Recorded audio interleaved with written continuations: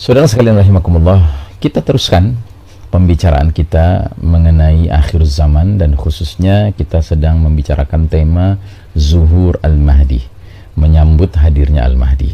Dan kita sekarang sedikit menzoom ya, memfokus pembicaraan kita kepada proses pembaiatan paksa Al-Mahdi. Ya, ini pertanyaan penting harus kita ajukan, mengapa Al-Mahdi dibaiat dengan paksaan? Sebelumnya, mari kita kembali mengingat bahwa kehadiran Al-Mahdi akan menjadi turning point, titik balik berpisahnya atau berlalunya babak keempat perjalanan sejarah umat Islam menuju masuknya ke babak kelima perjalanan umat Islam. Dan kita tahu bahwa babak keempat itu disebut oleh Nabi Muhammad SAW sebagai babak mulkan jabriyah, babak para penguasa yang memaksakan kehendak mereka. Sedangkan babak kelima adalah babak khilafatun ala minhajin nubuwah, kekhalifahan yang mengikuti metode kenabian kembali. Nah, sementara babak keempat itu adalah babak di mana kita hidup sekarang ini, babak yang penuh dengan fitnah, yang sampai-sampai Nabi mengatakan ya, kaqita'il lailil muslim, laksana malam yang gelap gulita ya. Nah, dalam situasi yang seperti ini tentu sangat sulit membayangkan proses kaderisasi pembentukan pemimpin muslim itu bisa berjalan secara optimal, tidak mungkin ya. Sedangkan kita kalau belajar sejarah, kita lihat bahwa pemimpin-pemimpin terbaik ini, Khulafa ar-Rasyidin, para khalifah-khalifah yang terbimbing, Abu Bakar, Umar, Utsman, dan Ali, bukan saja mereka terbimbing oleh Allah dalam hal kepemimpinan mereka, tapi mereka ini adalah sosok-sosok yang jelas-jelas dikategorikan sebagai mubasysyirina bil jannah, telah diberi kabar gembira oleh Nabi SAW akan menjadi penghuni surga. Artinya apa? Artinya memang generasi ya para sahabat ini, sebagaimana kata Nabi, adalah khairul qarni, sebaik-baik generasi adalah generasiku. Maka siapapun pada hakikatnya di generasi para sahabat itu ya layak sekali menjadi pemimpin umat ini. Tetapi kita sekarang ini akan menyongsong babak kelima, babak yang mirip penyebutannya dengan babak kedua, khilafah ala minhajin nubuwah, kekhalifahan yang mengikuti metode kenabian dalam hal kepemimpinannya. Sementara baru saja dilewati atau dilaluinya babak keempat yang merupakan the darkest chapter of the Islamic history, babak paling kelam dalam sejarah umat Islam. Tidak ada nabi di tengah-tengah kita, sehingga tidak ada proses tarbiyah nabawiyah yang benar-benar asli sebagaimana dahulu Nabi mentarbiyah langsung para sahabat ya. Abu Bakar Siddiq, Khalifah Rashidah pertama, itu ditarbiyah langsung oleh Nabi. Umar bin Khattab, Utsman bin Affan, Ali bin Abi Thalib, mereka ini semua adalah ya tulab, ya murid-murid langsung, anak didik langsung Nabi Muhammad SAW. Sementara kita sekarang hidup di era centang perenang, ya tidak jelas ya kondisi umat ini benar-benar dalam kondisi yang sangat terpuruk ya. Kita sedang kondisinya babak belur. Nah, lalu bagaimana kira-kira kemunculan pemimpin itu? Tentunya karena tidak ada lagi nabi, karena tidak ada lagi proses tarbiyah nabawiyah sebagaimana dahulu kala, ya tidak mungkin itu berulang kembali ya.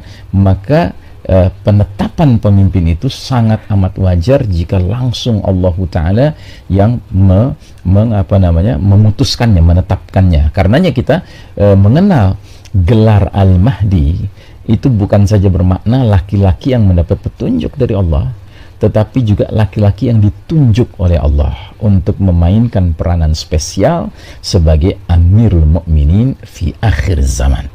Karenanya kalau kita baca hadis-hadis mengenai pembaiatan Al-Mahdi ya, dia itu berlangsung dengan paksaan ya. Yubayi'unahu wa huwa karihun, mereka membaiatnya sedangkan dia dalam keadaan tidak menyukainya, tidak menginginkannya. Jadi dia dibaiat paksa ya. Lalu siapa yang membaiat mereka? Siapa yang membaiat beliau ini, Al-Mahdi ini? Yang membaiatnya adalah orang-orang yang dipilih langsung oleh Allah ya, yang terdiri dari jumlah yang kata Nabi mithlu ahli Badar, seperti jumlah pasukan perang Badar, yaitu 313 orang kurang lebih ya.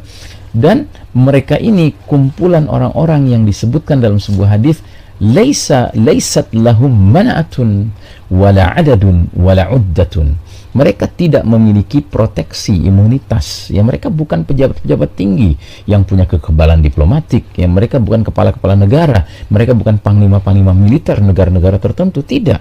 Mereka bukan pejabat-pejabat formal, tapi mereka adalah orang-orang alim, orang-orang saleh, ya, dari tengah umat ini yang memang selama ini punya kepedulian terhadap permasalahan umat ini dan kepedulian terhadap permasalahan hadirnya Amirul Mukminin fi akhir zaman, sehingga Allah pertemukan mereka, Allah datangkan mereka pada waktu yang tepat, pada lokasi yang tepat, yaitu Masjidil Haram, ya, di depan Ka'bah, ya kan, untuk kemudian Allah persatukan hati mereka, Allah buat mereka memiliki kemufakatan, kesepakatan hati untuk menunjuk laki-laki ini, ya, sebagai pemimpin mereka, ya.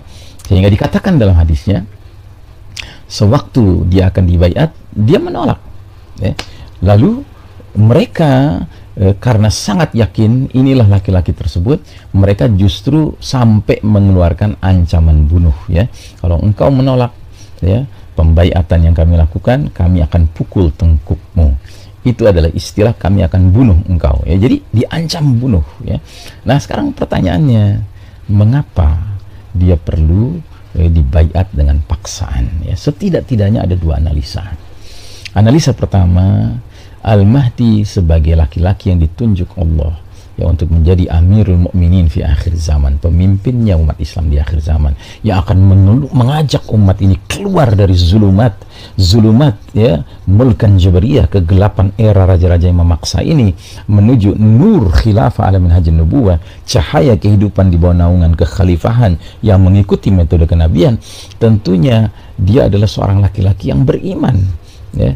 Dan ciri khas orang beriman yang benar imannya adalah dia sadar diri bahwa dia tidak boleh memiliki ambisi kepemimpinan, ambisi kekuasaan, ya.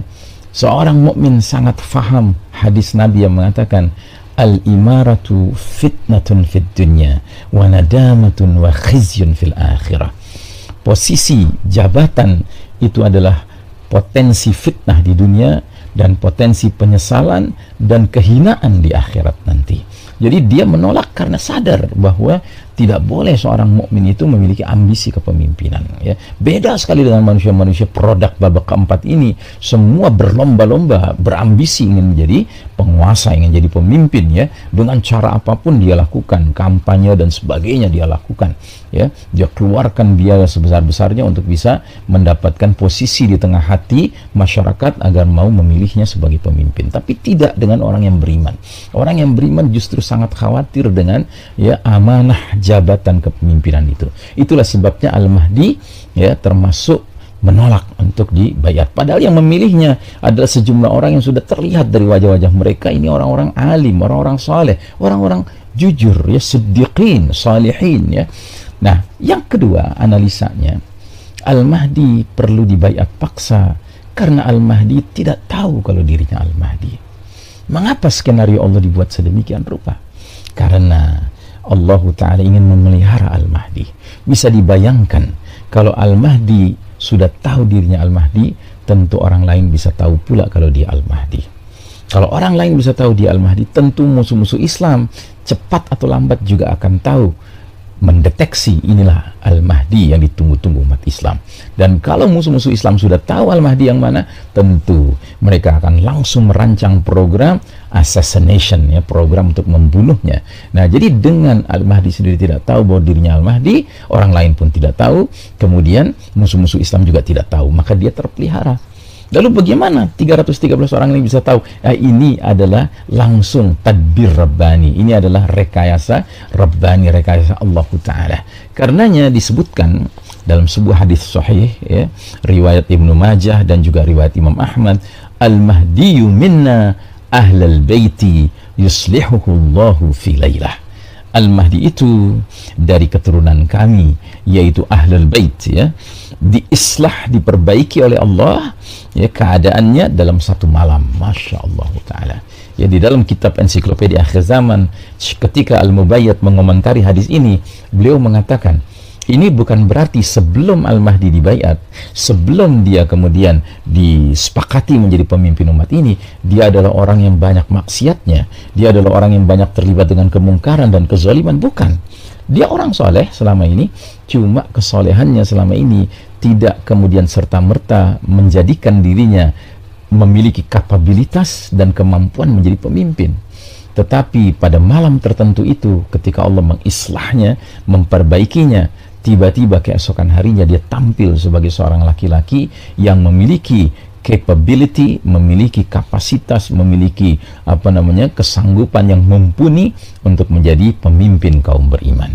Nah, jadi uniknya seperti itu, bahwa Al-Mahdi benar-benar sosok yang sebelumnya tidak diduga oleh banyak orang, dia inilah Al-Mahdi. Ya, tetapi bagi kalangan tertentu yang memiliki kedalaman ilmu, yang memiliki kedekatan dengan Allah Ta'ala, mereka mungkin sudah menduga-duga, mereka mungkin sudah bisa meraba-raba.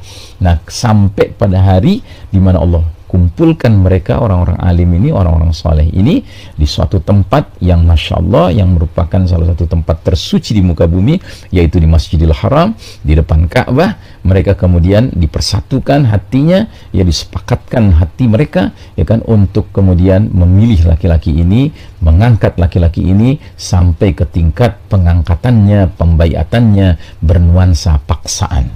Nah, jadi saudaraku rahimakumullah, dengan cara demikian, ya, siapa yang bisa menyangka bahwa laki-laki inilah Al-Mahdi?